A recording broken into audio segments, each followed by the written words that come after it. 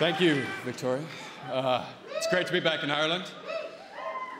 Experience is the key to an actor's gift. These four women have brought the wealth of their experience to their roles as mothers, lovers, and friends. And the IFTA goes to Dervla Kirwan, Ondine.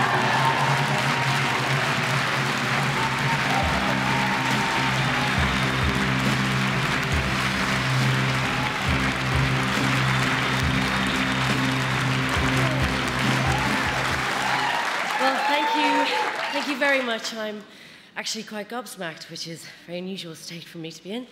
I would really like to thank Frank and Nuala Moselle because they allowed me to get my foot in the door and to meet with Neil Jordan, and had that interview not taken place, I wouldn't be standing here tonight.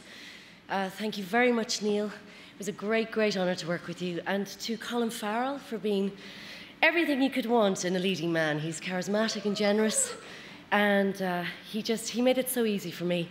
And to thank the incredible international crew that we had, and of course, lastly, the people of Castletown Bear for coping with the deluge that we experienced. Thank you so much, everyone. Thank you.